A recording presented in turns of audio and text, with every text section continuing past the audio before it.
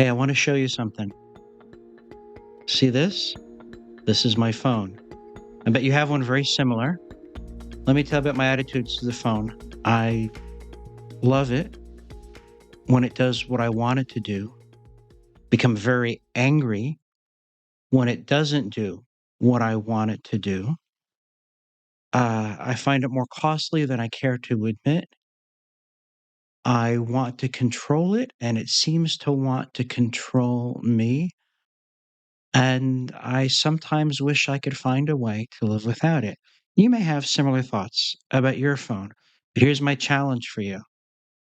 I think the relationship, that ambivalent relationship that I described with my phone, if pressed, if questioned closely, I believe most people would have to admit that what I've described in my relationship with my phone as how they, at least on practical terms, would describe the relationship with God. Stay with me. I've got a story to tell. Hi, I'm Jesuit Father Robert McTeigue, your dearly host every day of the Catholic Current via the Station of the Cross Catholic Media Network. Glad you're here. I've been fiddling with portable phones, it seems like forever now. There was a time when there wasn't. Kind of miss those days. And one of the things that I wanted to do is to have a very, very select group of people be able to get through to me in case of an emergency. When it's silent for everybody else, when it's in do not disturb, if someone needs to call me in the middle of the night, these folks can get a hold of me. And I've been working with a very heroically patient, tech savvy friend to begin to sort that out. It's not working. And I'm thinking to myself, it really shouldn't be this complicated. And yet here we are.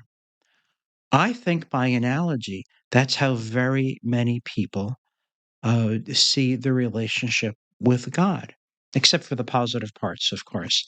Most people don't find God as compelling, entertaining, and addictive as they do their phone. So let's leave that part out for a moment. Here's what I'm getting at. Uh, it seems that the phone is always with me.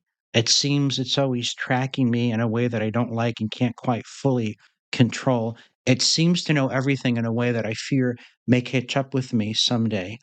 And again, that's how some people view God. He is Big Brother in the sky. You can try to ignore him as much as you can. The old Chinese proverb, the mountains are tall and the emperor is far away. But yeah, God catches up with all of us eventually, even if it's only at the moment of death. Here's what I'm getting at. This damn device, I want to be able to use only on my terms. Not in terms of the limits and demands of the technology, not in terms of the limits and demands of the carrier, but on my terms. I want it to be a tool and nothing else. And it seems always to try to get more and more into my life to get another hook in. I don't like it. I don't know fully how to resist it. There we are. And I think there's some people who view God very much the same way, very much the same way. I'm in contact with people all over the country all the time, and both priests and laity tell me a very similar story. I'm going to summarize it for you this way. For most people, the relationship with God is a reluctant one. It's like the relationship with the Internal Revenue Service. You can't avoid paying taxes, they always seem to find you. But if you consult experts, you can find a lot of shucking and jiving and fine print and excuse making and really avoid any accountability to God at all. But just like the government, we want God to be FEMA. We want God to be the complaint desk. We want God to be the immediately available, immediately effective emergency service whenever we want him, because that's his job. Or so we tell ourselves, apparently having never read the book of Job. And why do very many people go to church on Sundays? And this is not only Catholics, it's others. I have friends who are Christians in a variety of denominations. And wow, it's true. It's certainly true. So many people drag themselves to church on Sunday and scatter out as quickly as possible. And as I've mentioned and written in a variety of places, my hypothesis is this: going to church is your anti hell insurance. And unfortunately, it has to be renewed uh, once a week. But if you show up for that service, for that mass, for 49, 59 minutes tops, put a couple bucks in God's tip jar, then you can go back to real life, to the important things, to the things that you value, to the things that you prioritize. And if unfortunately you die that week, God owes you heaven.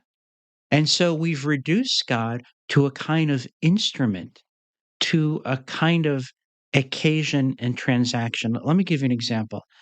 Some of my nieces have been involved in theater, and my family has gone to the different theatrical events. And some of the things that we notice is that people are on their phone right up until curtain time. And these same folks say, it's all right, it hasn't started yet.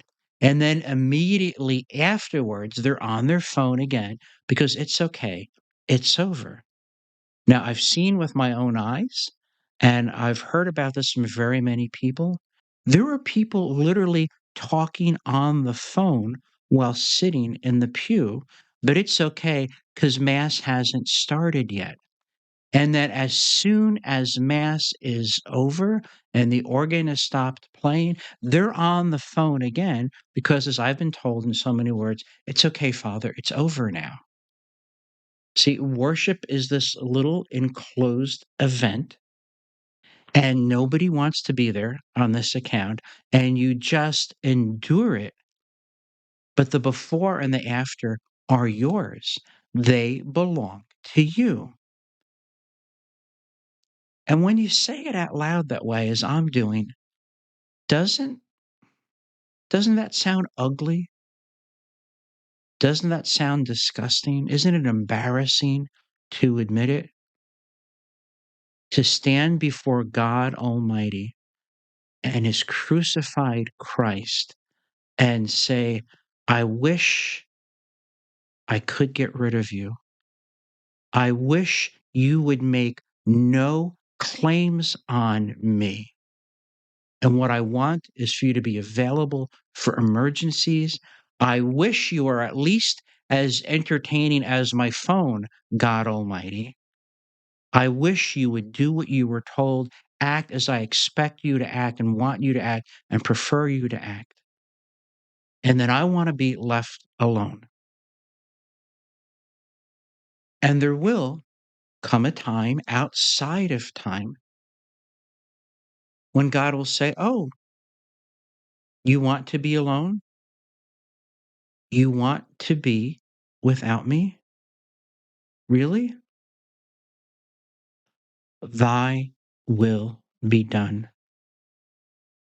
And that is when hell begins. I tell you this not just to, oh, there goes Father being scary again. He's using scare tactics. No, no, I'm not trying to manipulate anyone. I'm saying scary things that are true. It's not a tactic, it's a truth. The truth is never a tactic. Make no mistake.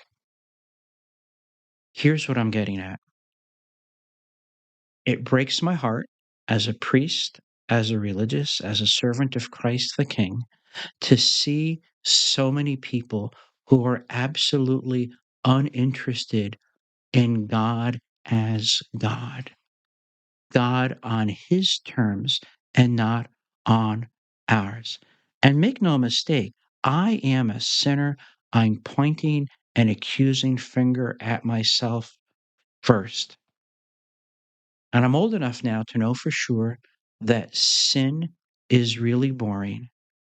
And I don't like who I become when I'm not in right relationship with God. I don't like who I become when I don't offer God my best. So please profit from this old sinner's mistake. Do something different. Start today. Start now. Say, God is God. He deserves my best. He offers me more than I can possibly imagine. And He wants to save me from myself, from my own stupidity, and from my own wickedness. And He wants to lead me into His joy, into His glory forever. And if we began to speak like that, and didn't treat God and worship and church and discipleship as just business as usual, just one more thing to get out of the way. If we made that change, life would be so much different. Lives would be saved, and souls would be saved, and best of all, God would be glorified.